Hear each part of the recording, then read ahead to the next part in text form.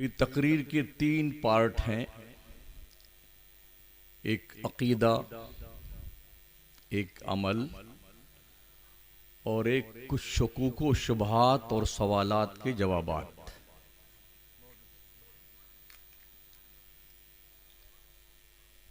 बड़ी संजीदगी के साथ मेरी गुफ्तगू सुनने की कोशिश करें। जिसे सुभान अल्लाह कहना होगा वो अपने आप कह लेगा। नेकियां मुझे नहीं फरिश्तों को लिखनी हैं जो आपके कंधे पे बैठे हुए हैं।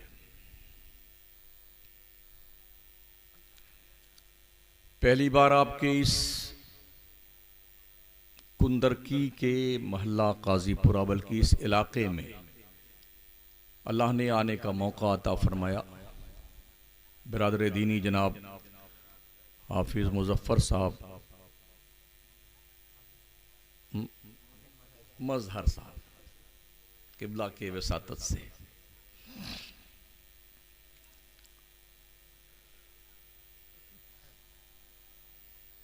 खुशबू है दो आलम में तेरी ए गुले चीदा,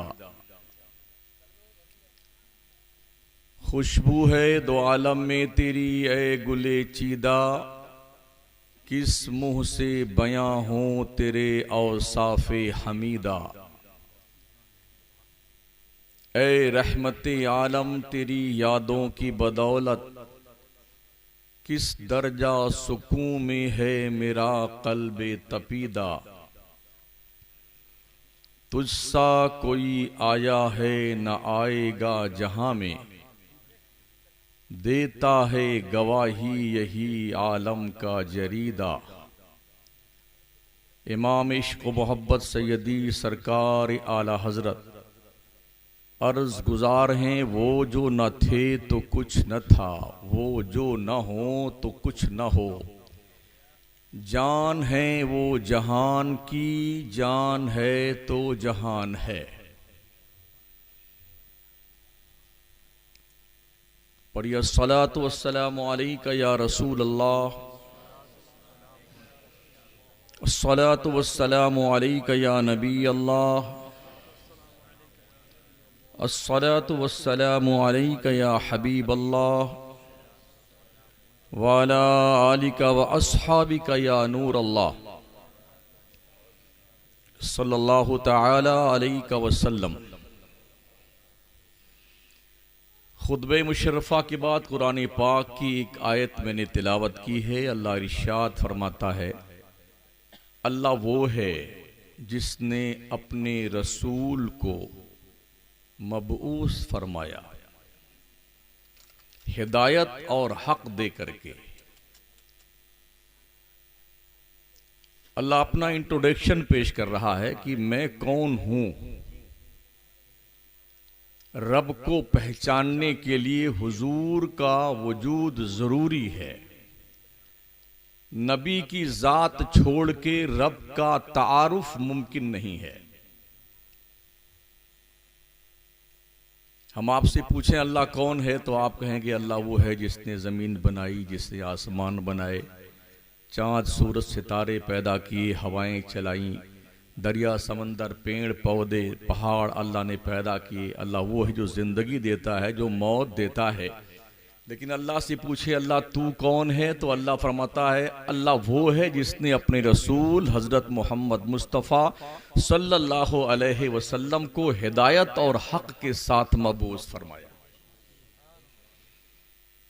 अल्लाह की मारफत का सबसे मोतबर हवाला हुजूर की जात है। कोई भी रास्ता जन्नत में बाईपास नहीं जाता है। हर गली, हर सड़क, हर रास्ता मदीने की गली से गुजरकर जन्नत में जाता है। इसलिए किसी के दिमाग में कीड़े नहीं पड़ने चाहिए कि हम मदीना छोड़ के जन्नत में पहुंच जाएंगे। इसलिए कि रब ने अपना इंट्रोडक्शन भी मुस्तफा के जरिए से ही करवाया है। तो हिदायत और हक का पैगाम लेकर आने वाली जात हजरत मोहम्मद मुस्तफ़ा सल्लल्लाहु अलैहि वसल्लम की उन्होंने जैसा तारुफ रब का करवाया है ना, वैसा ही हमें मानना है। क्या ऐसा मुमकिन नहीं था कि हर आदमी सोता अपनी चारपाई पे रात में और सुबह उठता तो कुरान शरीफ का 2 पर्चा उसके तकिया के नीचे मौजूद रहता? जागता, तकिया उठाता, दोनों वरक उठाता, अल्लाह ने हमारे नाम पैगाम भेजा है। ऐसा खुदा कर सकता था ना। इन्नल्लाह अला कुल्ली शैइन कदीर, अल्लाह हर शय पर, मुमकिनात पर कादिर है। वो ऐसा कर सकता था, ऐसा उसने क्यों नहीं किया? उसने कमोबेश 1,24,000 नबियों और रसूलों की कतार क्यों लगाई? और ये कतार भी आई है तो एक ही काम इनका था, मोहम्मद मुस्तफा का प्रचार प्रसार करना। मैं दलीलें कुरान से और हदीस से दूंगा, और जो कोई भी कुछ पूछेगा तो उसे भी दलील कुरान और हदीस से भी देना पड़ेगा। ये हौसला रख करके कोई सवाल करेगा, तुम्हारा एक सवाल होगा, उसका जवाब मैं दूंगा अगर किसी की जरूरत है तो, कुरान और हदीस की रोशनी में। और फिर मैं पूछूंगा तो उसका जवाब भी तुम्हें कुरान और हदीस से ही देना पड़ेगा, अटकल पच्छू नहीं। कुछ लोगों को बुखारी का बुखार आने लगता है ना, इसलिए मैंने ये कैद लगा दी। तो अल्लाह करीम चाहता तो हर बंदे के सर के नीचे कुरान का एक जुज मौजूद रहता, बंदा कुरान उठाता, सुबह उठता, सो करके पढ़ लेता और हिदायत मिल जाती। अल्लाह ने हिदायत जब दी है ना तो हुजूर के जरिए से दी है, हुजूर के जरिए से। वो तौहीद अल्लाह के नजदीक मोतबर नहीं है जो हुजूर की दहलीज छोड़ करके मानी जाए। ऐसी तौहीद शैतानी तो हो सकती है, तौहीद मुसलमानी नहीं हो सकती। हम जिस तौहीद के मानने वाले हैं वो तौहीद ईमानी और तौहीद मुसलमानी है, जो मुस्तफा के वास्ते से मानते हैं। और जो लोग हुजूर के वसीले के बगैर अल्लाह को वाहिद मानते हैं, उसकी तौहीद मानते हैं, तो वो तौहीद इबलीसी तौहीद है, इबलीसी। अल्लाह वो है जिसने अपने नबी हजरत मोहम्मद मुस्तफा को हिदायत और हक दे करके भेजा। किस लिए? लियुज़हिरहु अला दीन कुल्लिही वलौ करिहल काफिरून। ये पैगंबर इसलिए हिदायत और हक साथ में लेके आया है ताकि ये दीन इस्लाम गालिब हो जाए तमामी दीनों पर, भले ही काफिर को बुरा लगे तो लगता रहे। और वो दीन गालिब आया, दीन मुस्तफा गालिब आया। रबीउल अव्वल शरीफ का चांद निकलते ही बहुत सारे लोग सक्रिय हो जाते हैं। यूं नहीं था, यूं था, ऐसे था, वैसे था। क्या कभी सहाबा ने इस पर कभी बहस की? दलील चाहिए हदीस। क्या किसी ताबई ने इस पर बहस की कभी? दलील चाहिए मुझे इस पर। आप ये कह सकते हैं क्या किसी सहाबी ने मिलाद मनाया? बिल्कुल, सहाबी तो छोड़िए, अल्लाह ने मिलाद पढ़ा है, रसूलों ने मिलाद पढ़ा है, नबियों ने मिलाद पढ़ा है, फरिश्तों ने मिलाद पढ़ा है। और सुनो, हमारे नबी ने खुद अपना मिलाद पढ़ा है, नबी के सहाबा ने मिलाद पढ़ा है, ताबईन ने पढ़ा है, तबे ताबईन ने पढ़ा है, औलिया कामिल ने पढ़ा है। ओ मौलवियों, तुम्हारे कठमुल्लों ने भी मिलाद पढ़ा है। अशरफ अली थानवी और रशीद गंगोही के पीर हाजी इमदादुल्लाह मुहाजिर मक्की ने भी मेरे मुस्तफा का मिलाद पढ़ा है। बकवासें करते हो जी। जिस दिन हुजूर पैदा हुए उसी दिन हुजूर का इंतकाल हुआ, तो तुम कैसे खुशी मनाते हो? खुशी हम मनाते हैं, कलेजा तुम्हारा क्यों फटता है? झंडियां हमारी, मंडप हमारा, लाइट हमारी, फर्श हमारे, ये सारे उलमा हमारे, कौम हमारी, तुम बैठे बैठे तुम्हें मौत क्यों आती है? अरे सुन्नी क्यों मीलाद पढ़ता है? तुम तुम्हारे मरघट में जाते हो इज्तिमा करने, हमें तो कोई ऑब्जेक्शन नहीं होता है। दिखाऊं वीडियो? बोलते हम किसी को नहीं मानते, हम तो सबके पीछे नमाज पढ़ लेते हैं, सुन्नी के पीछे, शिया के पीछे, इनके पीछे, उनके, हम सब कर लेते हैं। यानी ये वो लोग हैं जिनके नजदीक हलवा भी ठीक है और गोबर भी ठीक है। यही तो मतलब हुआ ना। बड़े तौहीद के दावेदार हो, मेरे पास वीडियो भी मौजूद है। दुबई के सारे अहले हदीस मौलवियों ने और तुम्हारे शेख लोगों ने बाज़ाब्ता मंदिर में पूजा अर्चना की है और बाज़ाब्ता आरती उतारे मूर्तियों की। बकवासें करते हो सुन्नियों के हवाले से। ये शिरक है, वो शिरक है। तेरी बाप की औलाद का असली बाप की औलाद है तो साबित कर दे शिरक किसे कहते हैं। सबूत चाहिए मुझे, शिरक किसे कहते हैं। क्या मीलाद बनाना शिरक है? अल्लाह के इज्जत की 100 बार कसम, यहां से लेके नज तक और नज से लेके जहन्नम में पहुंचे तुम्हारे मुल्लों तक एक दलील ला के दे दो। हुजूर का मीलाद मना करके हम शिरक की कब्र खोदते हैं। शिरक नहीं करते, शिरक की कब्र खोदते हैं। अगर किसी को ये डाउटफुल हो, अरे ऐसा नबी जो इशारा कर दे तो चांद 2 टुकड़े हो जाए, ऐसा नबी इशारा कर दे तो सूरज वापस पलट आए, ऐसा नबी इशारा कर दे तो अबू जहल की बंद मुट्ठी में कंकरियां कलमा पढ़ने लग जाए, ऐसा नबी जिसे पेड़ सजदा करे, ऐसा नबी जिसे जानवर सजदा करे, ऐसा नबी जो पल में फर्श से अर्श तक जाए, ये तो बंदा नहीं खुदा हो सकता है। हम मिलाद पढ़ के ये बताते हैं मोहम्मद वो है जो पैदा हुए हैं, खुदा नहीं है, बंदे हैं।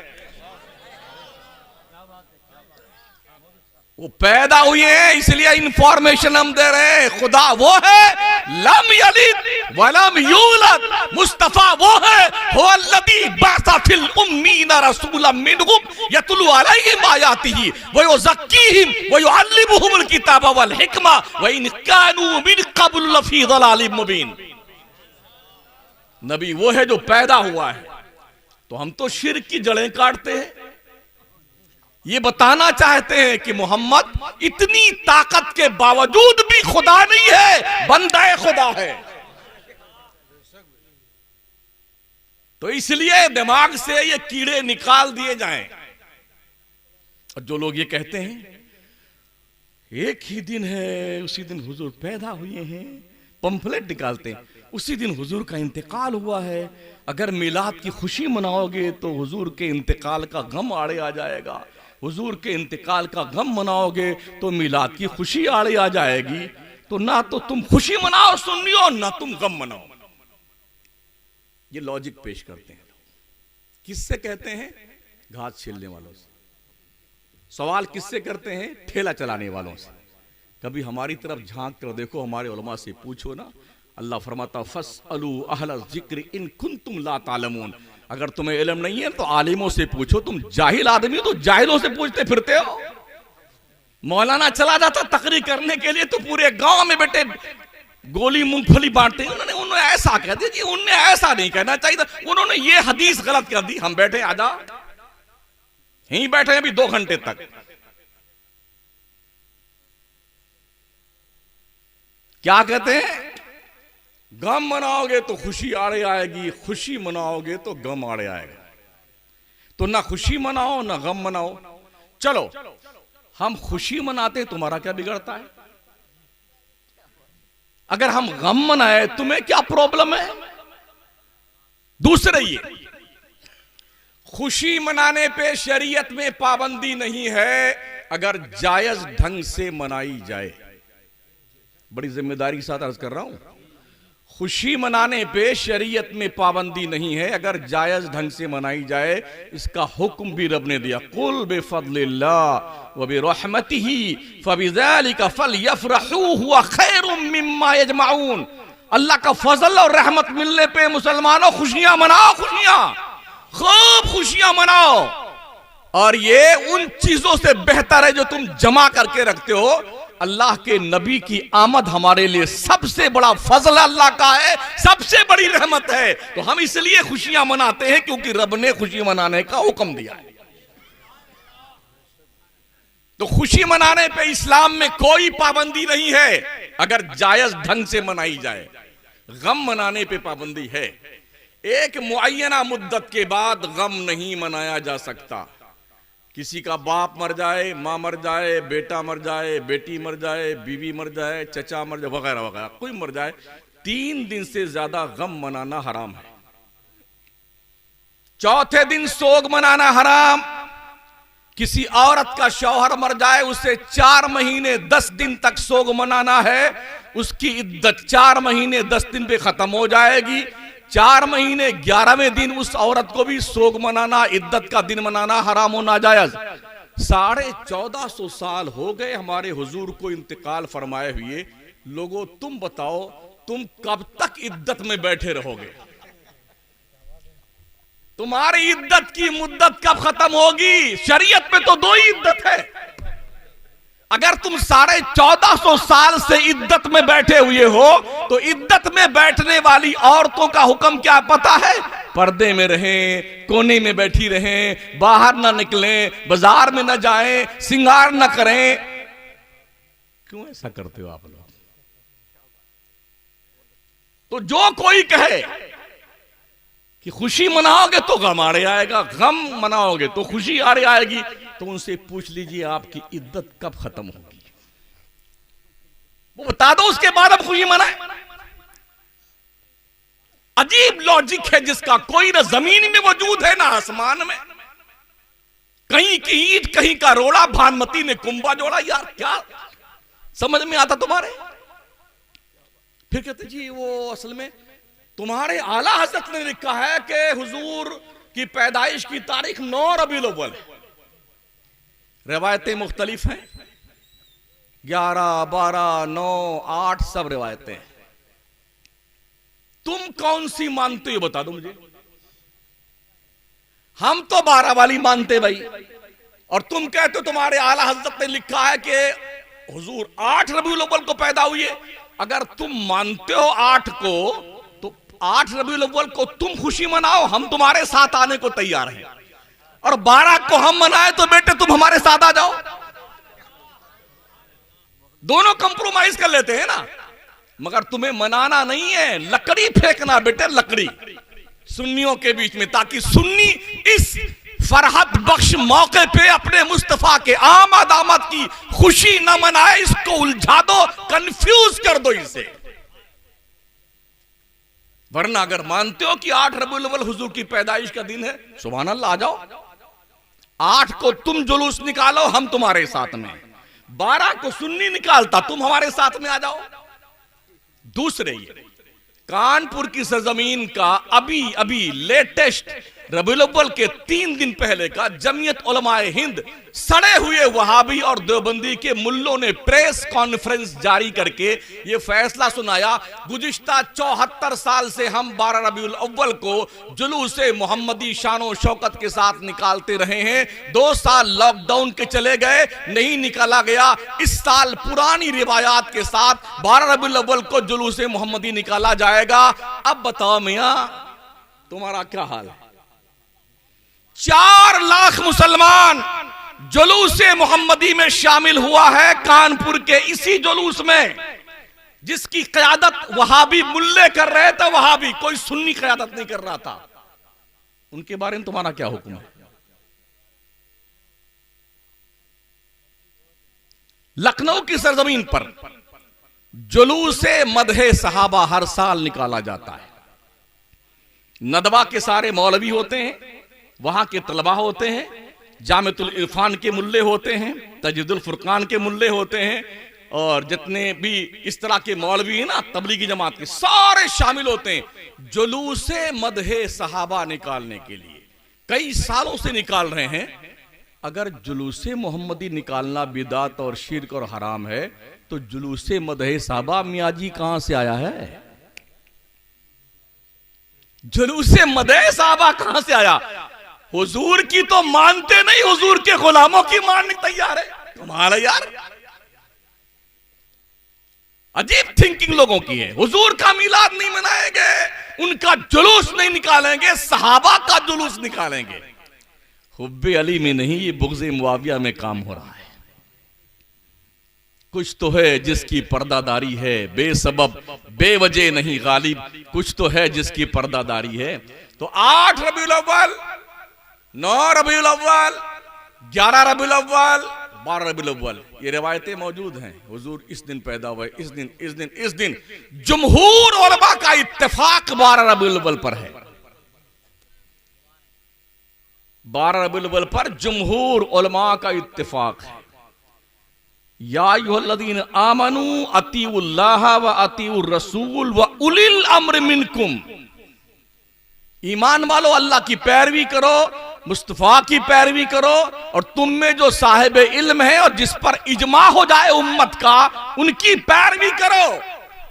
आज नहीं, हुजूर के इंतकाल फरमाने के 25 साल के बाद से लेकर के अब तक 500 किताबें मीलाद मुस्तफा पे लिखी गई हैं। अरबों ने लिखी हैं, अरबों ने। मक्का और मदीने के उलमा ने लिखी, वहां के मुफ्तियों ने लिखी हैं।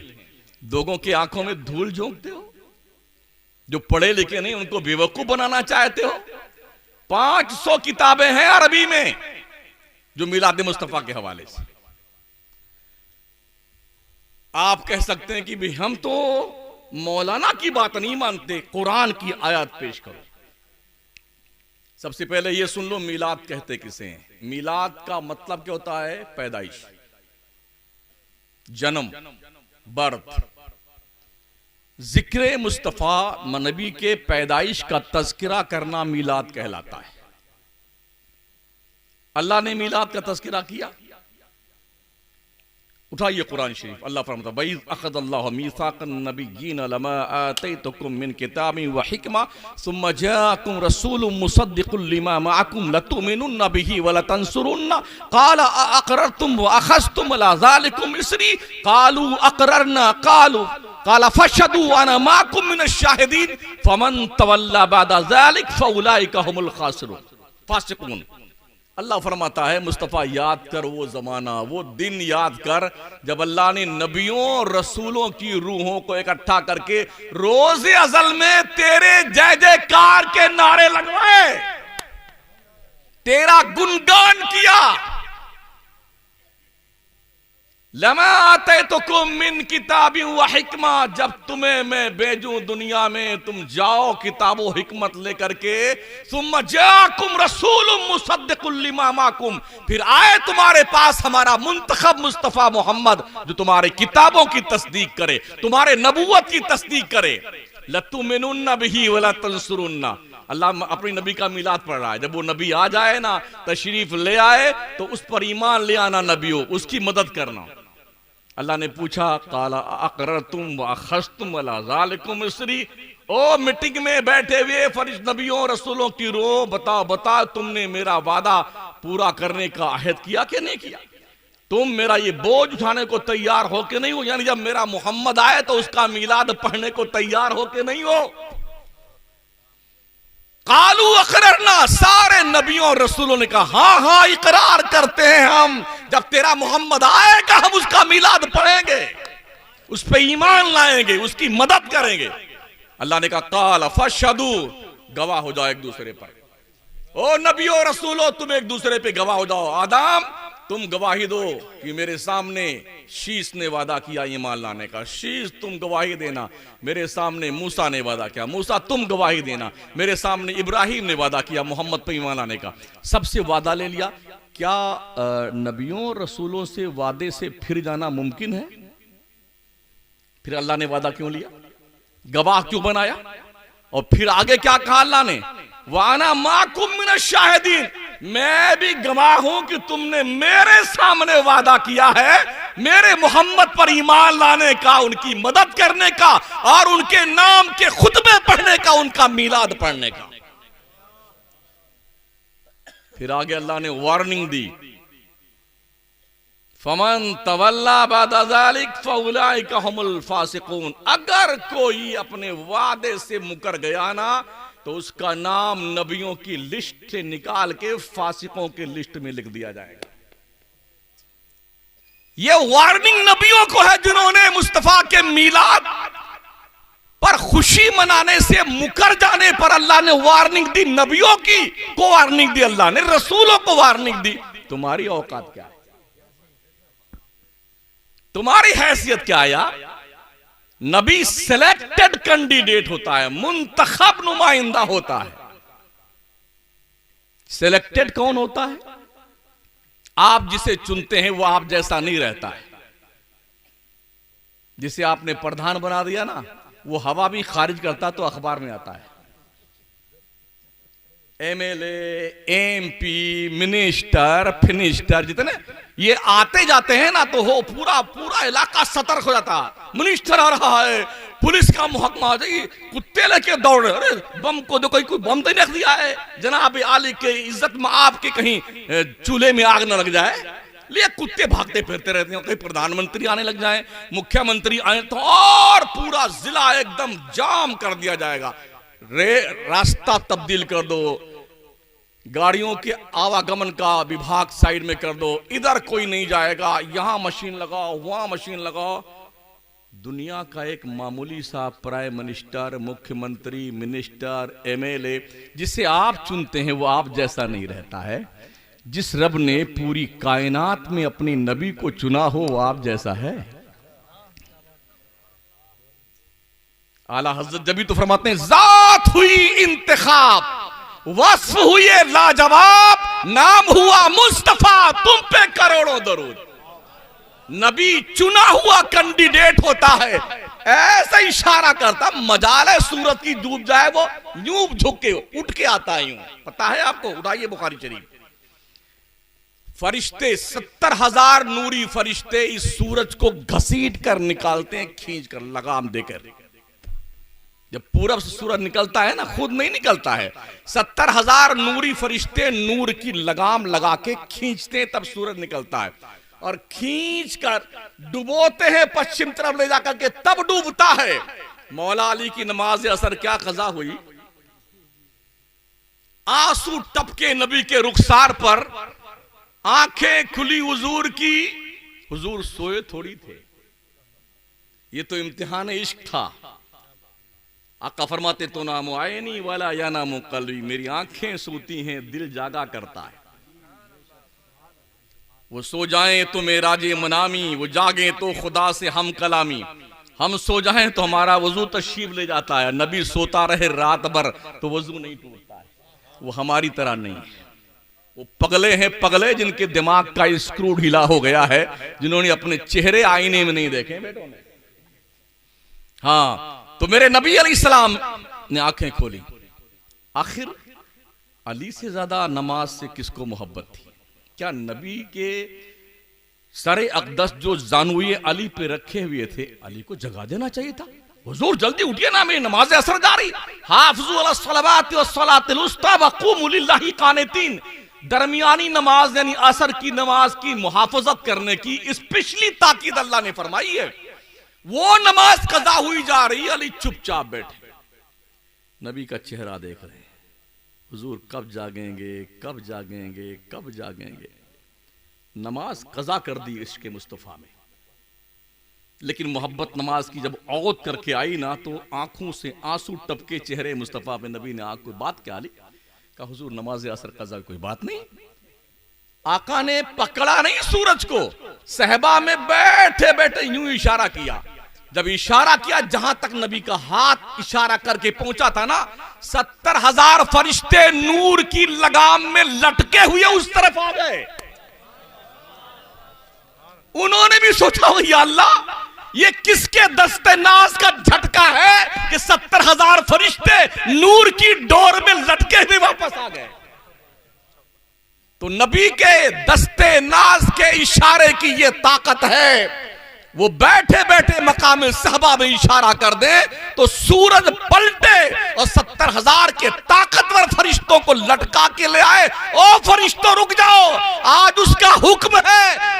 वापस पलटने का जिसका हुक्म हुक्म इलाही का दर्जा रखता है। इशारा मुस्तफा ने फरमाया, जिसको दबारे दो आलम की परवाह नहीं, ऐसे बाजू की कुव्वत पे लाखों सलाम। वो दहन जिसकी हर बात वही खुदा, चश्मे इल्म हिकमत पे लाखों सलाम। वो रसूल किरदगार हैं। इशारा किया, वापस पलटाया सूरज। ये बताने के लिए नबी तुम जैसा नहीं।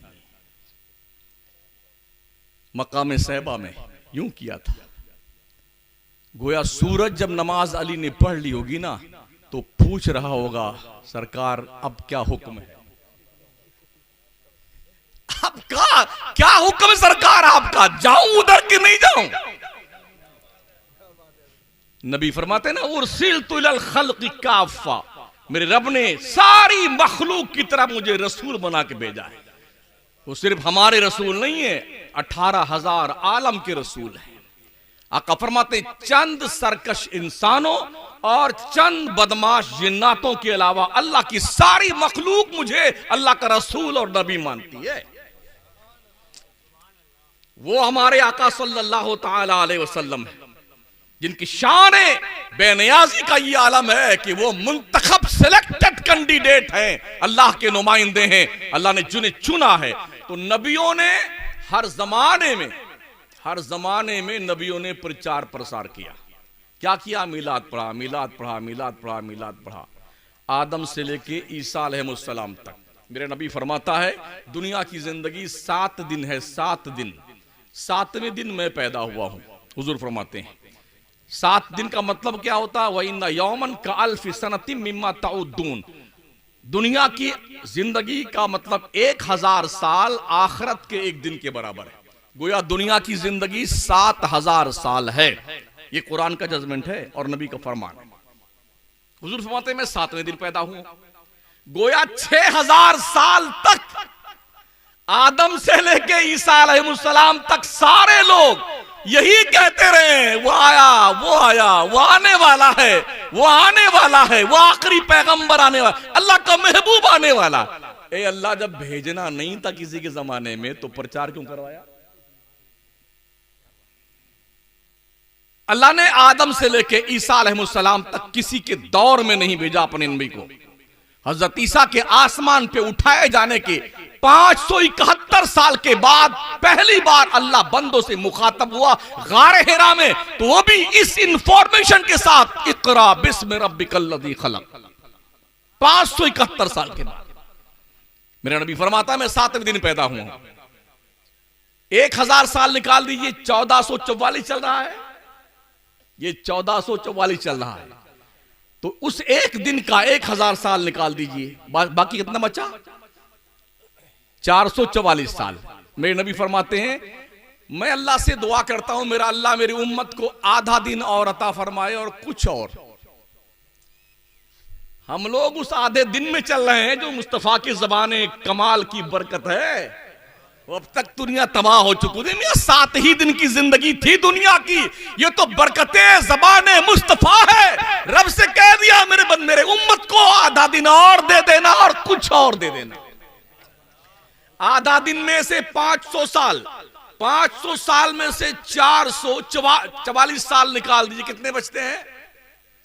अरे मेरा मैथ थोड़ा कमजोर है। हाँ जी, 56 साल तो आधे दिन के बचे हैं और कुछ और बचे हैं बस। उसके बाद कयामत आएगी, उसके बाद कयामत आएगी। तो हुजूर सल्लल्लाहु अलैहि वसल्लम को अल्लाह ने किसी नबी के दौर में नहीं भेजा। या अल्लाह फिर इनको इतना प्रचार क्यों करवाया? आदम से लेके ईसा अलैहिस्सलाम तक 6000 साल तक अल्लाह तूने नबियों से प्रचार करवाया।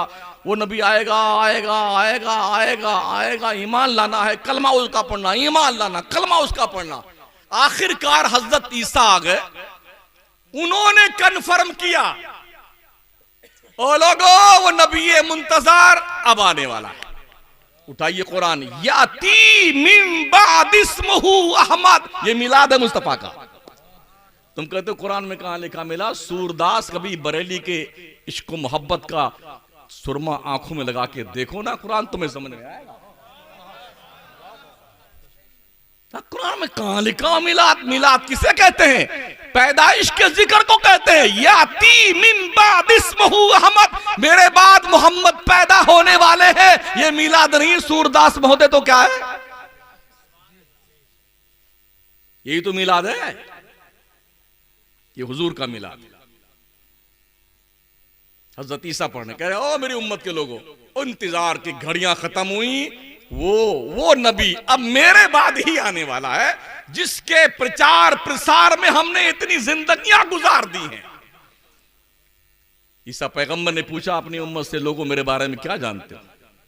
कहा, आप ईसा रूहुल्लाह कलेमतुल्लाह, बिन बाप के बेटे, कंवारी मरियम के लड़के, रूहुल्लाह कलेमतुल्लाह।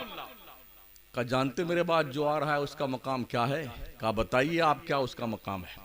कहा इतनी शानो शौकत के बावजूद भी ईसा इस लायक नहीं है कि मोहम्मद के नालैन का तस्मा खोल सके। क्या ख्याल है? अरे उम्मत के लोगों, शुक्र मनाओ, अल्लाह का एहसान मानो, बिन मांगे तुम्हें मोहम्मद मिल गए। नबियों ने तो दुआएं करी थी, अल्लाह मुझे नबी ना बनाता तो मोहम्मद का उम्मती बना देता। मूसा पैगंबर दुआ मांगते हैं, ईसा पैगंबर दुआ मांगते हैं। वो दुआएं ईसा की बरकत है। आखिर में ईसा पैगंबर जब नुज़ूल इजलाल फरमाएंगे हजरत इमाम मेहदी के दौर में, तो ईसा नबी की हैसियत से नहीं आएंगे, मेरे मुस्तफा के उम्मती की हैसियत से आएंगे। ये शान मुस्तफाई है। बिन मांगे अल्लाह ने अपना महबूब हमें और आपको दे दिया है। हजरत इब्राहिम पैगंबर हश्र के मैदान में नबियों के लिए अर्श के साए में सोने की कुर्सी लगाई जाएगी, सब कुर्सियों पे बैठेंगे। इतने में हजरत इब्राहिम खड़े होंगे। जब उम्मत मोहम्मदिया की कतार देखेंगे ना, आका फरमाते हैं सारे नबियों के उम्मत की कतारें 120 होंगी, मुझ समेत सारे नबियों के उम्मत की जो लाइन लगेगी ना, वो 120 लाइन होगी। आका फरमाते हैं 80 लाइन सिर्फ मेरी उम्मत की होगी। अब बेचारे जो परेशान हैं, मुसलमानों के बच्चे ज्यादा पैदा होते हैं, भैया हम तो इसी काम में लगे हुए हैं। हमने तो 80 लाइन को टारगेट पूरा करना है ना। हम दो हमारे दो, हम ये तहरीर नहीं पढ़ते हैं, हम दो हमारे 15। एक ही रास्ता है मुसलमानों की आबादी कम करने का। हमें सरकारी नौकरी दे दो, दिन भर मेहनत करेंगे, शाम को थक के आएंगे, चुपचाप खा के सो जाएंगे। अगर ऐसा न किया तो ये रही मेरी फैक्ट्री और ये रहा मेरा प्रोडक्शन। फिर हम रहेंगे, चाहे कितने परेशान हो जाओ।